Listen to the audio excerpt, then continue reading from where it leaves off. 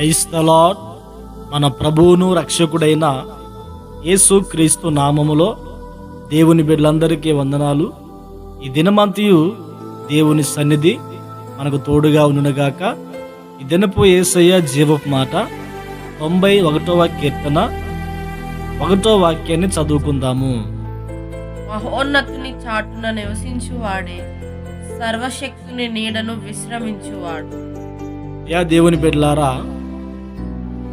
ఎవరైతే ఆ మహోన్నతుని చాటున నివసిస్తారో ఆ వ్యక్తి యొక్క జీవితము ఆ సర్వశక్తుని యొక్క నీడలో విశ్రాంతిగా ప్రశాంతంగా ఉంటుంది.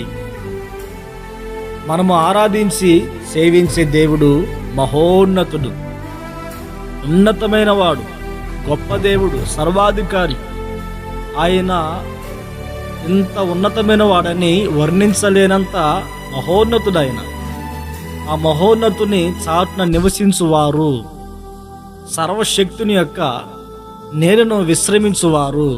ప్రియ దేవుని బిడ్డలారా, ఈ దినాల్లో చాలామంది మహోన్నతుని యొక్క చాటున నివసించేవారు అరుదుగా కనిపిస్తారు.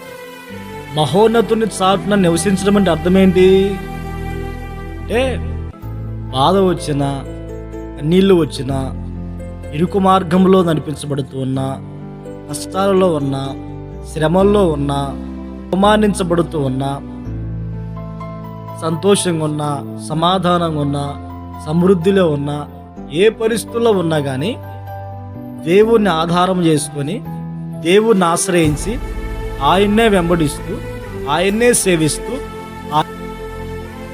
ఆయన కొరకు ఎవరైతే జీవిస్తారో, ఆయన్ని ఎవరైతే ఆశ్రయిస్తారో వారందరూ కూడా ఆయన నీడలో విశ్రమిస్తారు. దేవునికి మహిమ కలుగును గాక. మరి ఈ దినాన ఈ మాటలు వింటున్న నీవు కష్టం వచ్చినప్పుడు మహోన్నతుని చాటుకు వస్తున్నావా?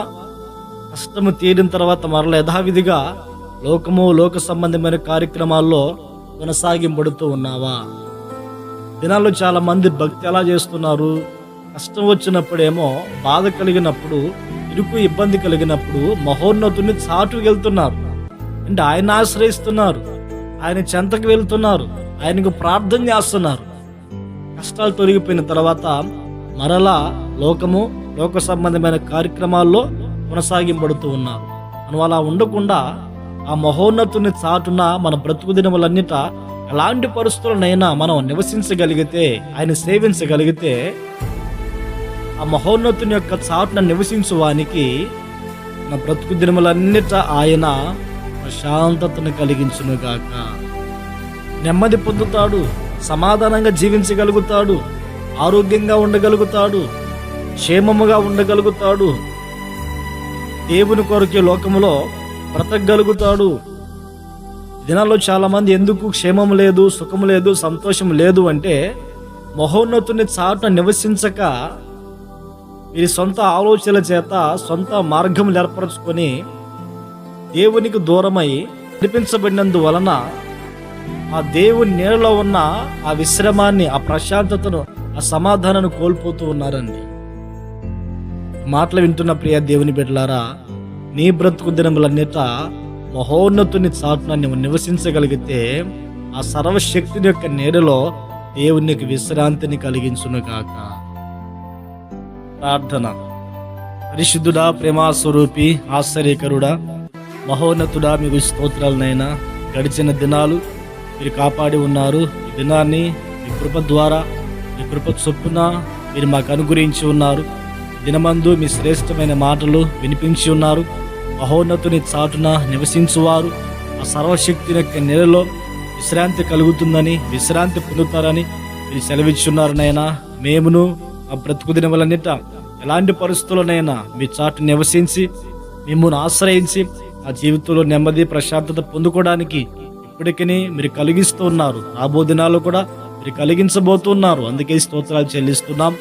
ఈ ప్రార్థనలో ఏకీభవించిన ప్రతి వారిని ఆశీర్వదించండి. ప్రతి దినము ఈ మాటలు విని ఆధ్యాత్మికంగా బలపరచబడుతున్న ప్రతి వారిని ఆశీర్వదించి మహిమను పొందమని నజరేయుడని యేసు నామములో ప్రార్థించి అడిగి పొంది ఉన్నాము తండ్రి. ఆమేన్, ఆమేన్.